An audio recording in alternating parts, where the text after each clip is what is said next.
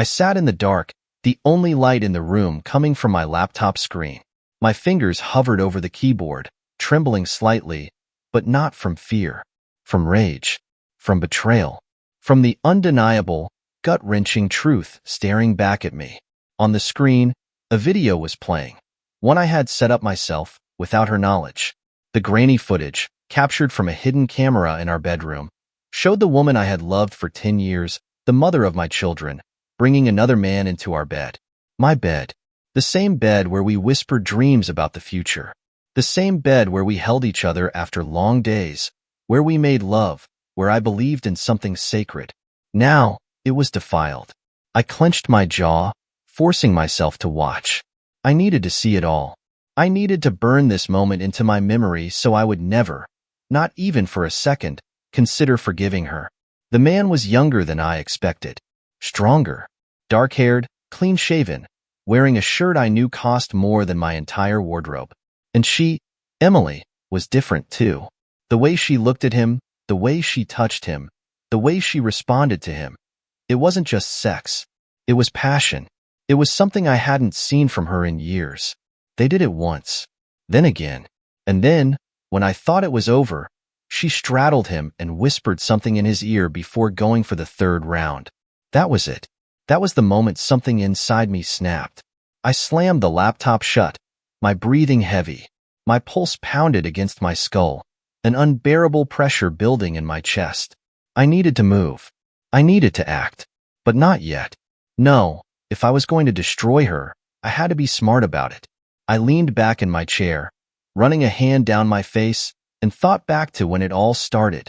When the first cracks in our marriage appeared, when the first signs of her deception began to show.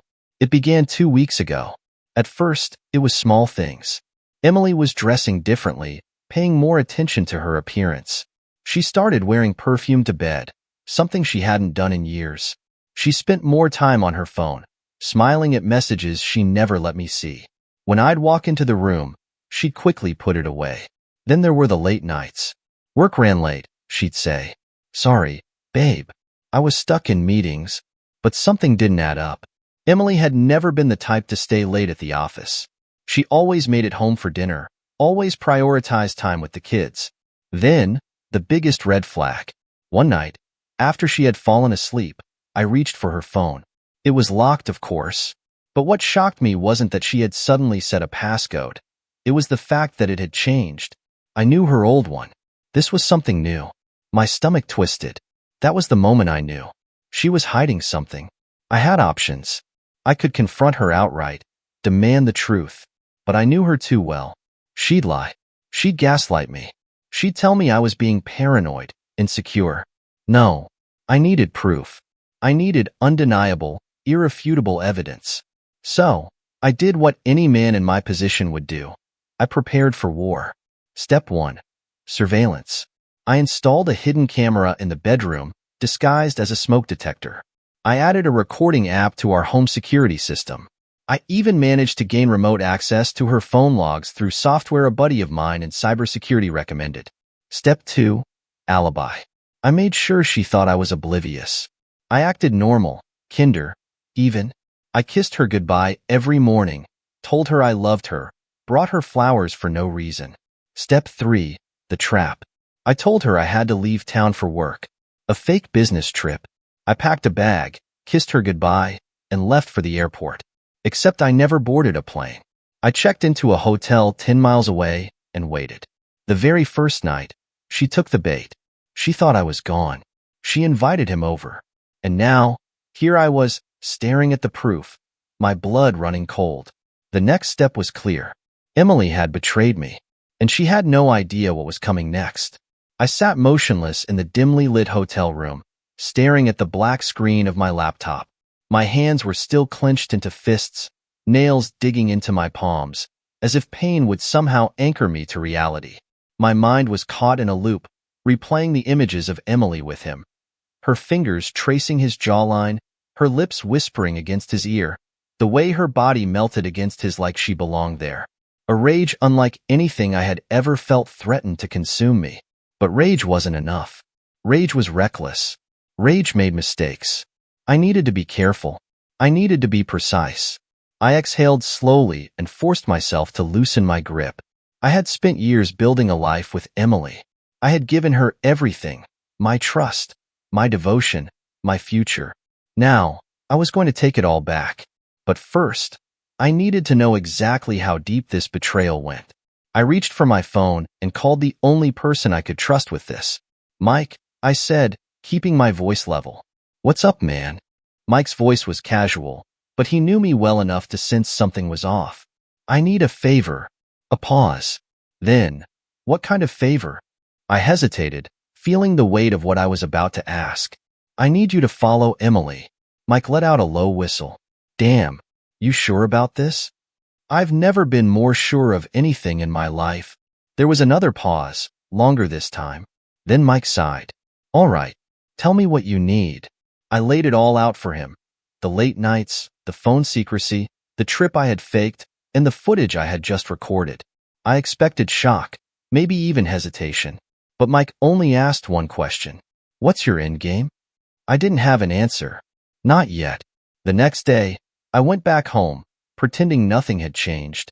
Emily greeted me at the door with a warm smile, her arms wrapping around me as if she had missed me. She smelled like vanilla and roses, her favorite scent, the one I used to associate with safety and love. Now, it made me sick.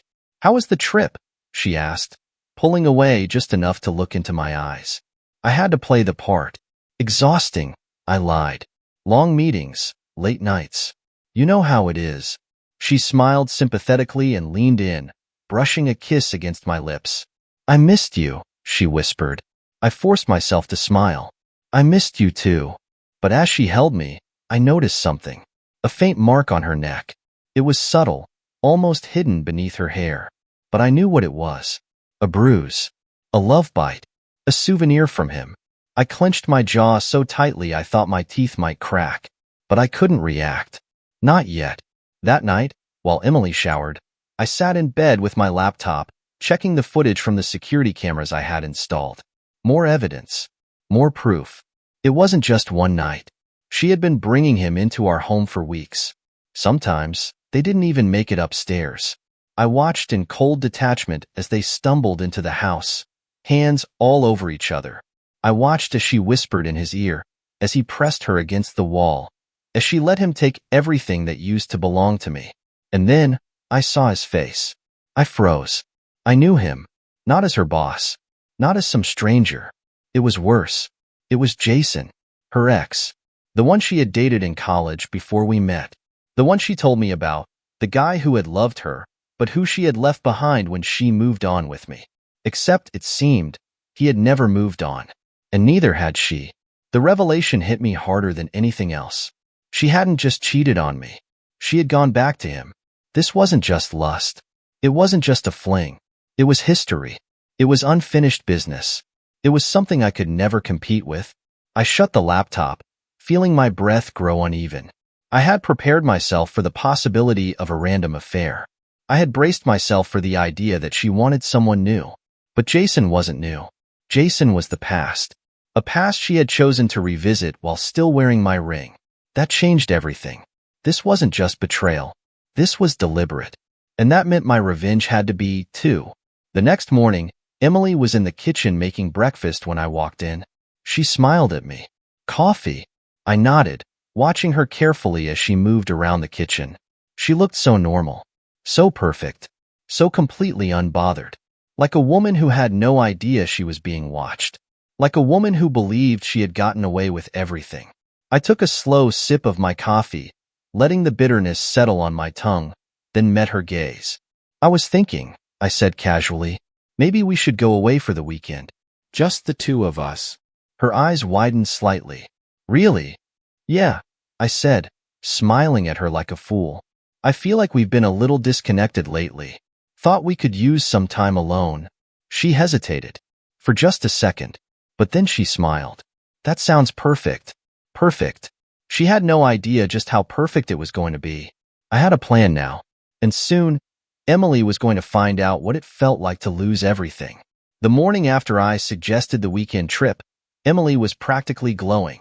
She was convinced she had me wrapped around her finger, that I was still the same devoted husband who worshipped the ground she walked on. She had no idea.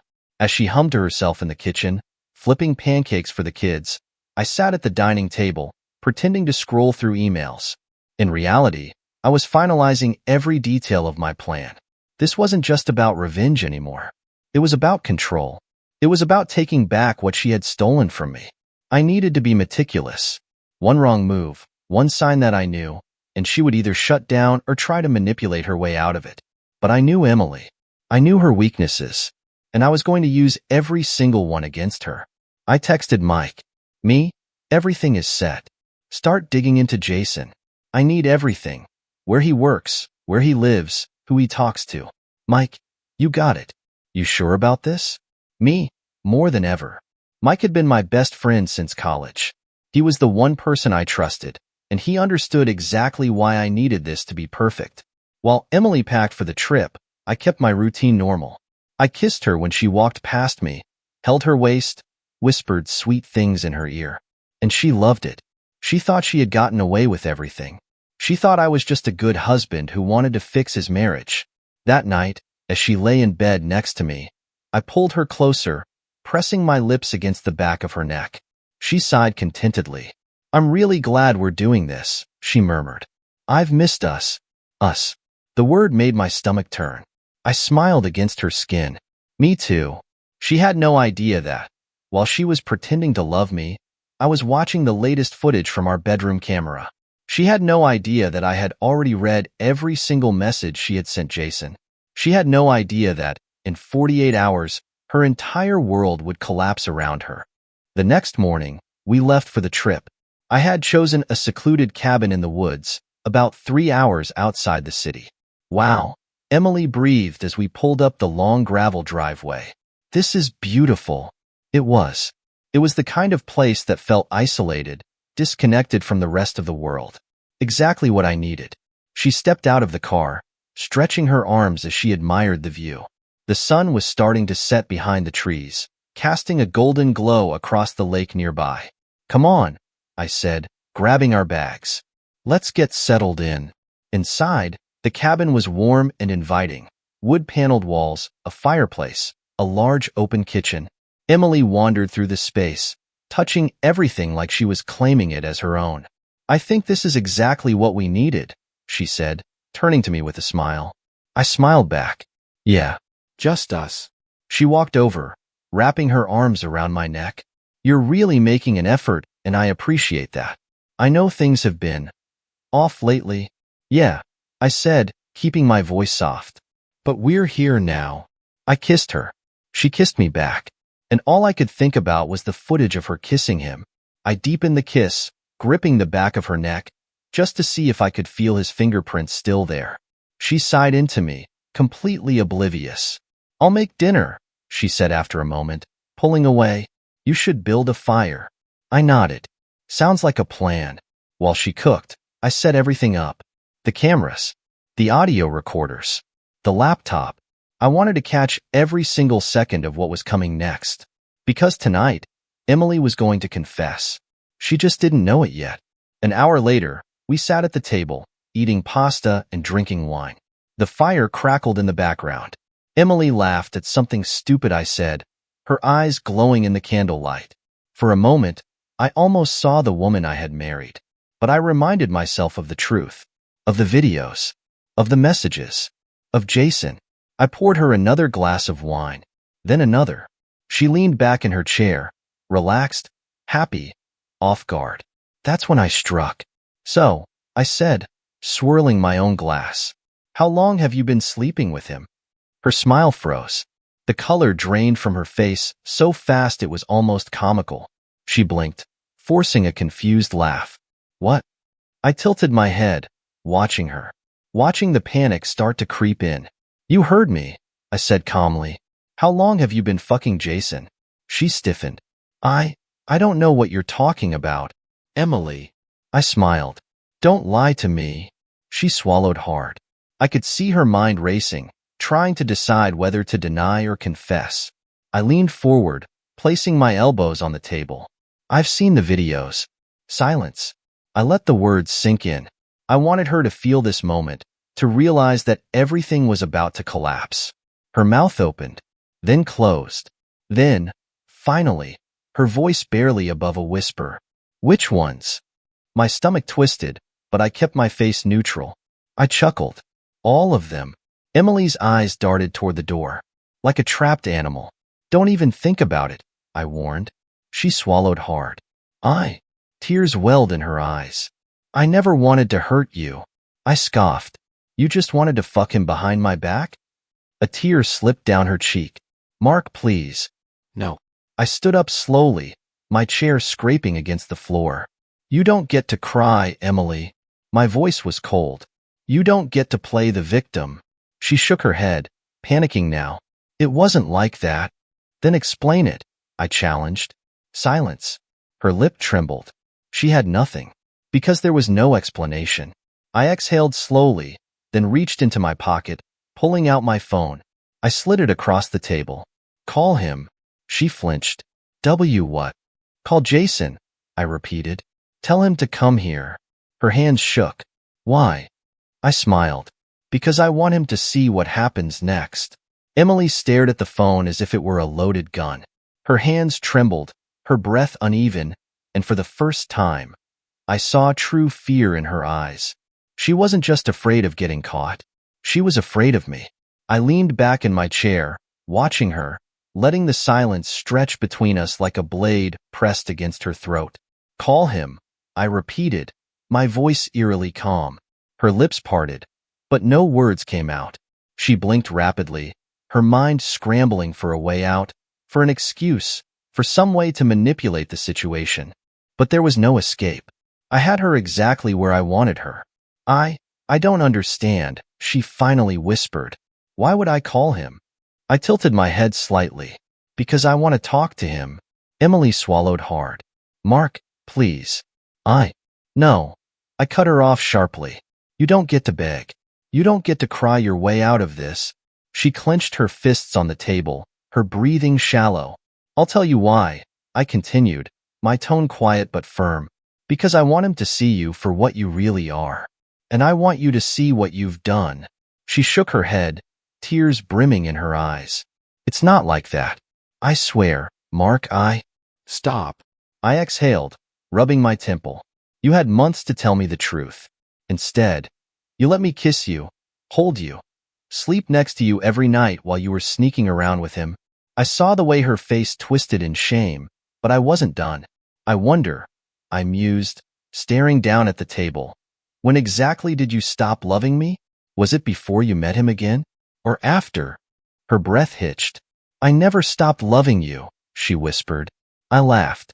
A cold, hollow sound. Right. I nodded. Because cheating is such a wonderful way to show love. She flinched. I pointed at the phone. Last chance, Emily. Either you call him, or I send everything to his wife. That did it. Her head snapped up, panic flashing across her face. No. Please, you can't. Then pick up the goddamn phone. Her fingers trembled as she reached for it. She hesitated, then finally, with a deep breath, dialed. I watched as she pressed the speaker button. It rang once, twice, then a voice. His voice. Hey babe, Jason answered casually. Didn't expect to hear from you so late. Everything okay? Babe. I clenched my jaw, but I didn't say a word. I wanted her to speak first. Emily glanced at me, her eyes pleading, but I gave her nothing. She swallowed hard. Jason, she whispered. What's wrong? His voice immediately shifted, concern creeping into it. You sound weird. There was a long pause. I could see the war inside her, the need to protect him, to protect herself. I let the silence drag until Jason grew impatient. Talk to me. I finally spoke. She can't, I said smoothly. She's too busy thinking about how to lie her way out of this. There was dead silence on the other end. Then Jason spoke, his voice now laced with caution. Who the hell is this? I smirked. This is Mark. Her husband. Another pause. I could practically hear his brain trying to process what was happening. Then, finally, shit. I chuckled. Yeah, shit. Emily let out a quiet sob, covering her mouth with her hand. Jason exhaled sharply. Look, man, I don't know what she told you, but… Oh, I know everything. I leaned forward, resting my elbows on the table. I know that you've been screwing my wife in my house, in my bed. I know that you were too much of a coward to move on. So instead, you slithered back into her life like the pathetic piece of shit you are. Jason was silent. You have no idea what's going on, he finally said. I smirked. Oh, but I do. I have videos. I have messages.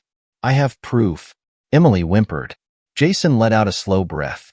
What do you want? I glanced at Emily, whose face was streaked with tears. What do I want? I echoed.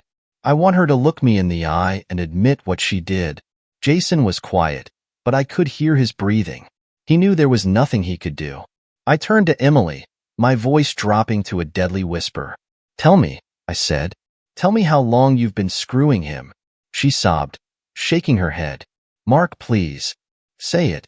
She squeezed her eyes shut. 6 months. I clenched my fist so hard my nails dug into my skin. 6 months.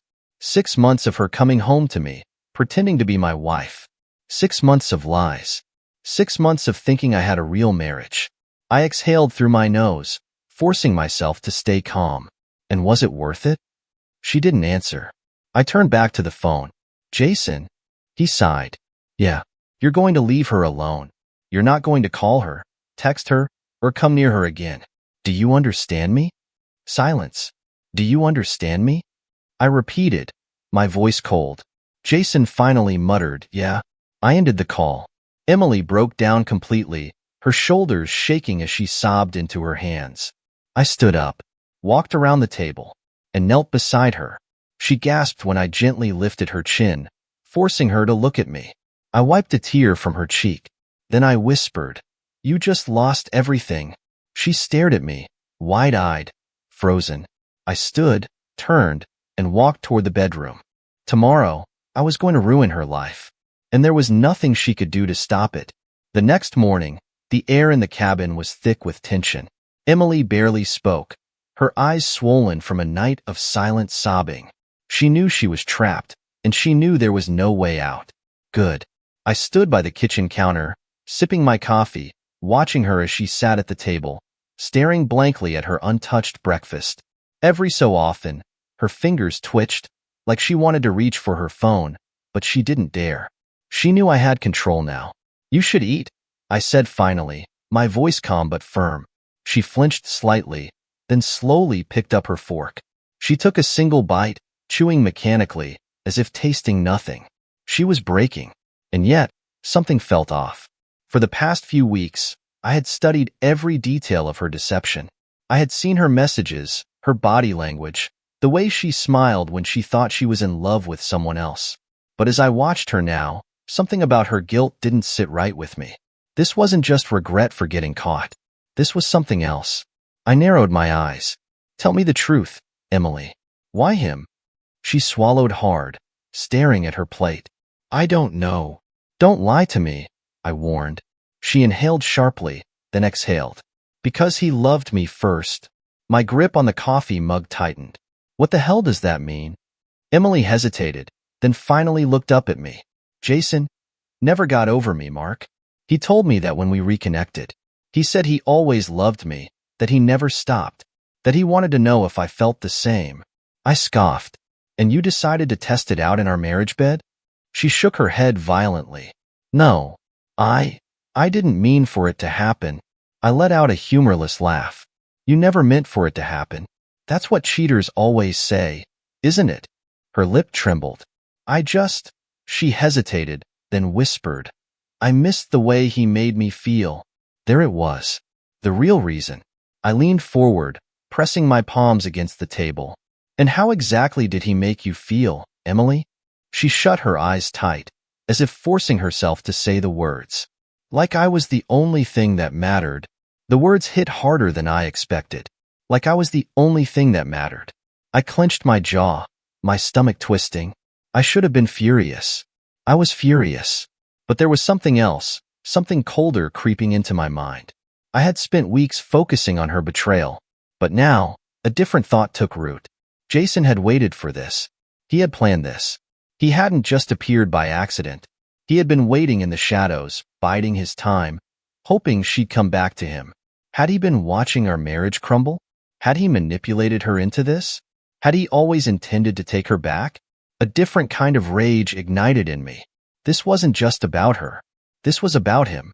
You were never in control, I murmured, more to myself than to her. Emily looked at me, confused. What? I met her gaze, my mind working through the pieces. You think you made a choice, I said slowly, but you didn't. He made it for you. Her mouth opened slightly, but she had no argument. Jason had never moved on. He had spent years carrying a torch for her, waiting for his moment. And when he saw an opportunity, he took it. He fed her lies, made her feel wanted, made her question everything. And she had fallen for it. A sick, twisted part of me almost felt sorry for her. Almost. But pity didn't change what she had done. It didn't change the fact that she had chosen him over me. I exhaled slowly, stepping back from the table. I need some air. Emily didn't stop me as I walked out onto the cabin's deck, the cold morning air biting at my skin. I pulled out my phone and dialed Mike. He answered on the second ring. You good? I need everything you found on Jason, I said, my voice low. Now. Mike hesitated. Mark, I was going to call you anyway. You're not going to like what I found. I tensed. Tell me. A pause. Then, Jason isn't just some ex-boyfriend. I gripped the railing. What the hell does that mean? Mike sighed. He's been tracking Emily for years. I found emails, old messages. He's been reaching out to her since before you were even married. She never responded to most of them, but he never stopped. My blood ran cold. He was obsessed, Mike continued. And it gets worse. He knew exactly when she was vulnerable. He started texting her more right after you guys had that rough patch 6 months ago. It wasn't random. He planned this. I closed my eyes, my chest tightening. Jason had been playing a long game. He wanted her to fall. He had waited for the perfect moment, then reeled her in. Mike's voice was quieter now. He's dangerous. I took a slow breath. I know. Emily wasn't innocent, but Jason had been pulling the strings the whole time.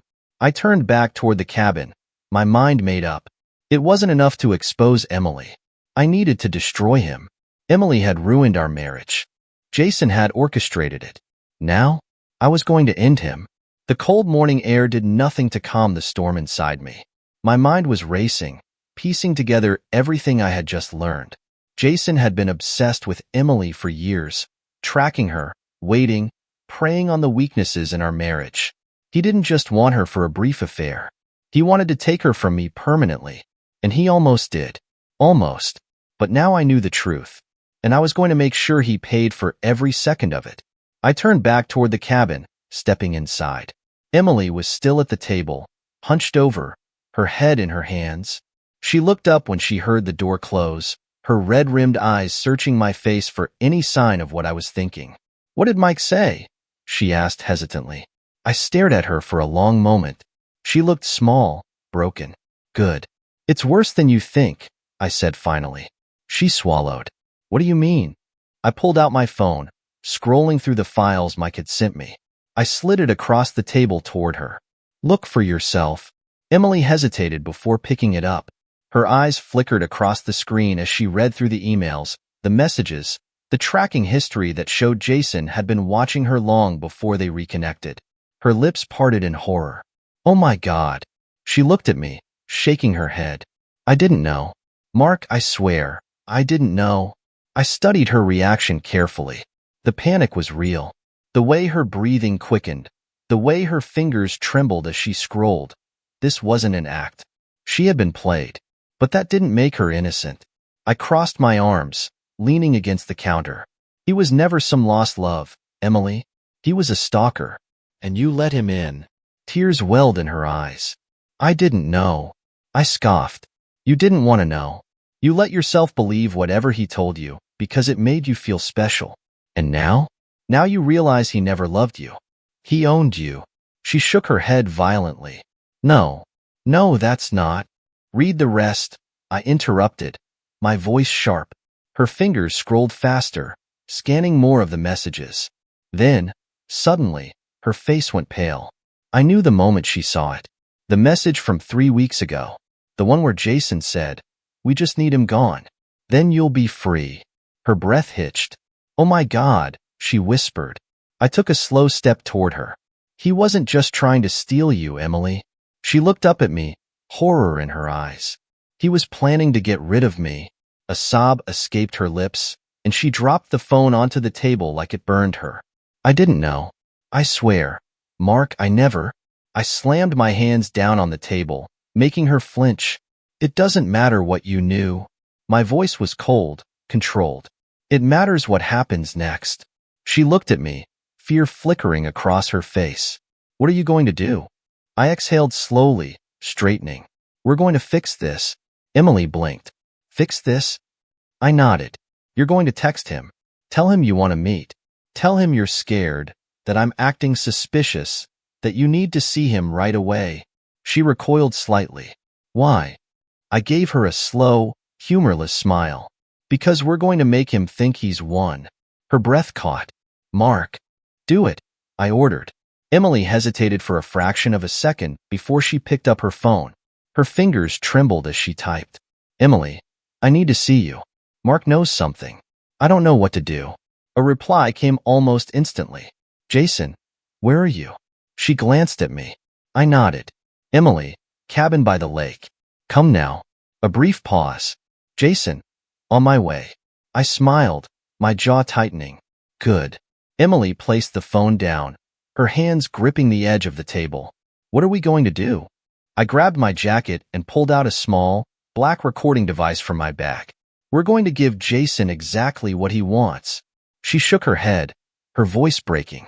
"Mark, I stepped closer, lowering my voice.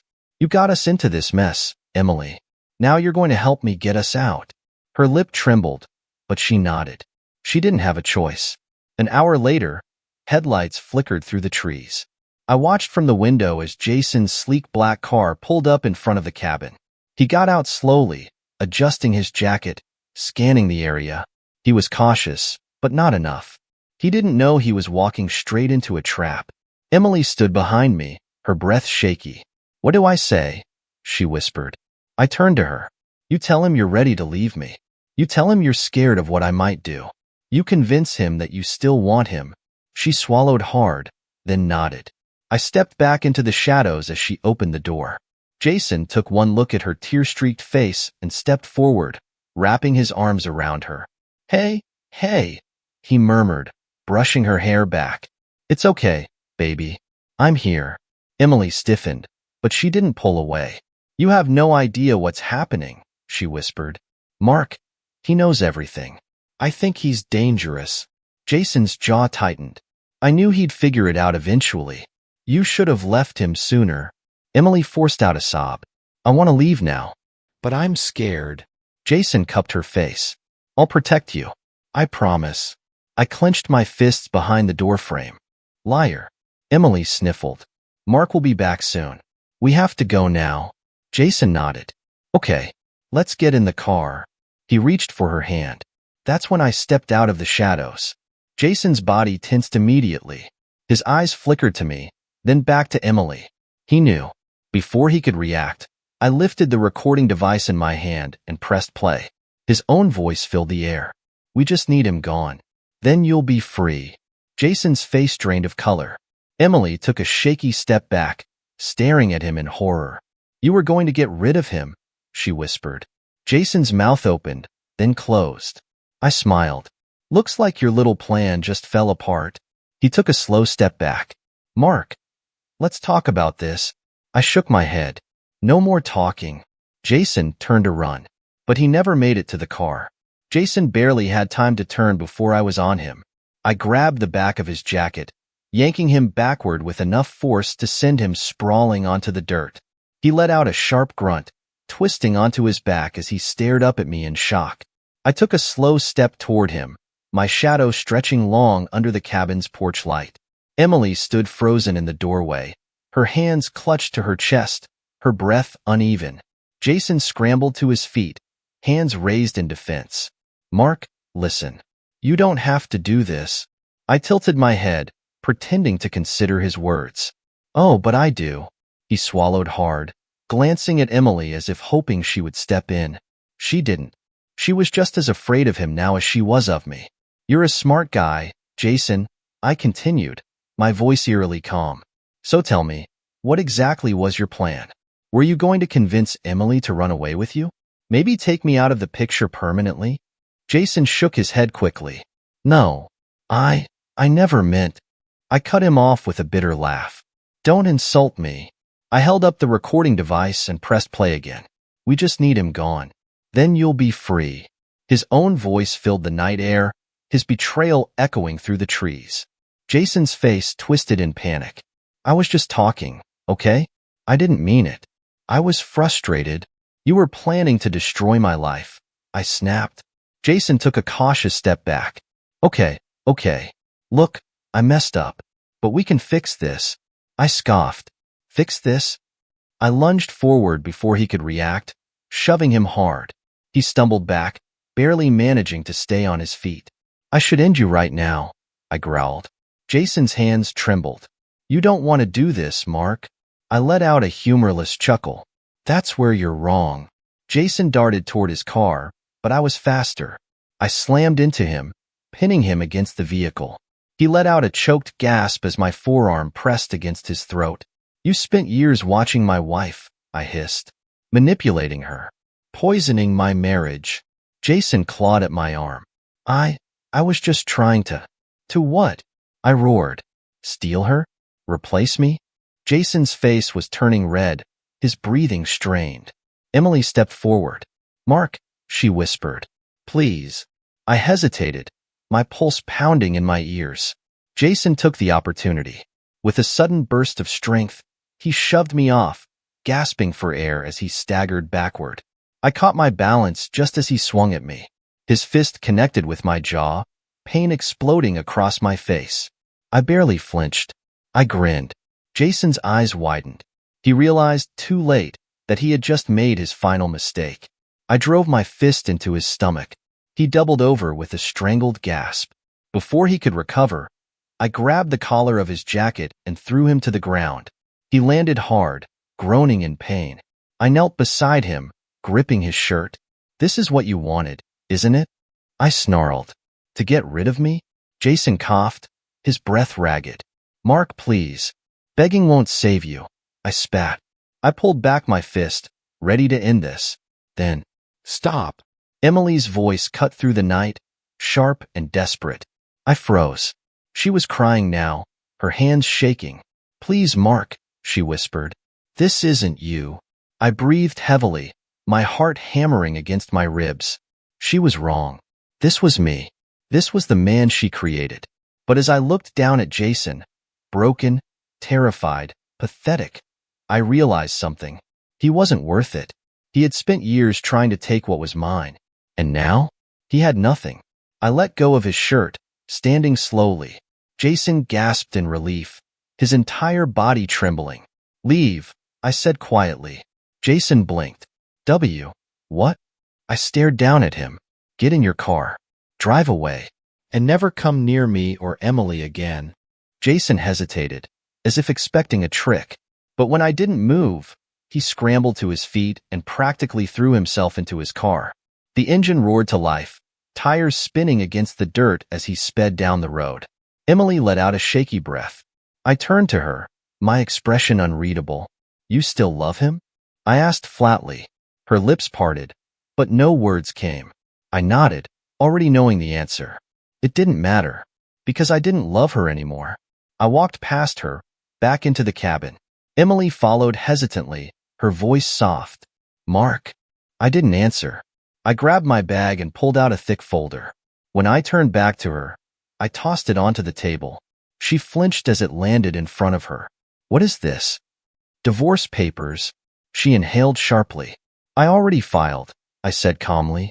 This just makes it official. Her eyes filled with fresh tears. Mark, please. I don't want to hear it. Her hands trembled as she opened the folder. She flipped through the pages, her breath uneven. Then she froze. Her gaze snapped up to mine. You're taking full custody? I nodded. Emily's face crumpled. No. You can't do that. I tilted my head. I have everything I need to prove you're an unfit mother.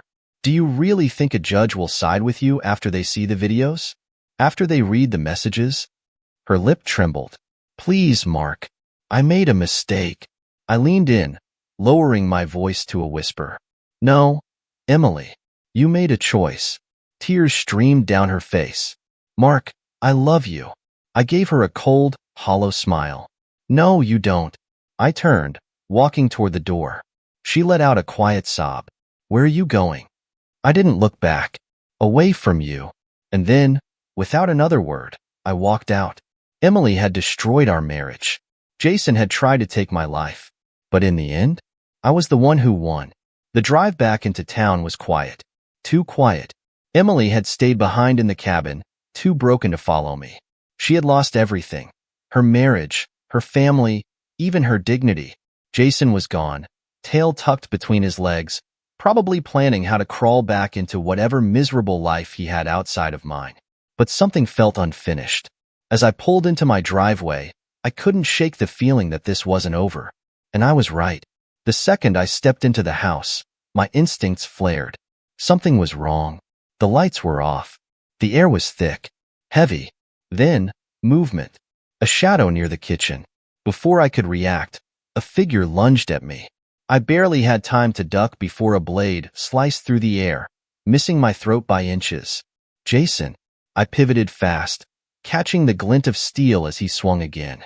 This time, I wasn't so lucky. The knife slashed across my forearm, hot pain exploding through my skin. I stumbled back, gripping my arm as blood dripped onto the floor. Jason stood in the dim light, his face twisted in rage. His shirt was dirty, his hands trembling. He looked wild, desperate. You think you can just ruin my life? He spat, his voice shaking. You think I'd let you take her from me? I gritted my teeth, stepping into a defensive stance. She was never yours, Jason. He laughed, a hollow, unhinged sound. You don't get it, do you? He sneered. I loved her first. Before you. Before all of this. And you. He pointed the knife at me. You were just in the way. My pulse pounded. Jason had snapped. He wasn't here to scare me. He was here to kill me. I had two choices. Run. Or fight. I chose the latter. Jason lunged again. But this time, I was ready. I sidestepped, grabbing his wrist before he could strike. The knife clattered to the floor as I twisted his arm back, forcing him against the counter. He roared in pain, thrashing, trying to break free. I grabbed the nearest thing I could, a whiskey bottle from the counter, and smashed it across his head. Glass shattered. Jason collapsed. For a second, I thought it was over. Then, he moved. His fingers reached for the knife, his body shaking, his breath ragged. I didn't hesitate. I kicked the blade away and grabbed him by the collar, dragging him up just enough so I could look him in the eyes. You ruined your own life, I whispered. Then I drove my fist into his face. Once, twice, again. His body slumped. I let him go, his unconscious form hitting the floor with a dull thud. Silence. The only sound left was my own ragged breathing. I staggered back, wiping blood from my face. His mine. I didn't even know. Then, my phone vibrated in my pocket. I pulled it out, my fingers slick with sweat and blood. A single message flashed on the screen. Emily, Mark, he's dangerous. Be careful. I let out a dark chuckle. A little late for that. Sirens wailed in the distance. I had already called the police when I saw Jason's car following me on the way home. I knew he'd come for me. They arrived within minutes, bursting into the house, weapons drawn. I stepped back, hands raised. He attacked me, I said simply, nodding toward Jason's unconscious body. An officer checked his pulse, then looked up at me. He's alive. I sighed, shaking my head. Shame. They handcuffed Jason's limp form, dragging him out of my house. The paramedics patched up my arm, asking if I needed anything. I didn't. I had already won. A week later, I finalized the divorce. Emily didn't fight for custody. She didn't dare. Not after everything. Jason was charged with attempted murder. I testified against him, watching as he sat handcuffed, glaring at me with pure hatred. I just smiled. He got 10 years. Not long enough, but enough to ensure he'd never touch my life again. And Emily? She disappeared. I heard she moved out of town, tried to start fresh. But it didn't matter. She was already dead to me. Now, sitting in my new home, sipping whiskey by the fire, I finally felt it. Peace. Emily and Jason had tried to take everything from me. But in the end, I walked away with my freedom. And they walked away with nothing.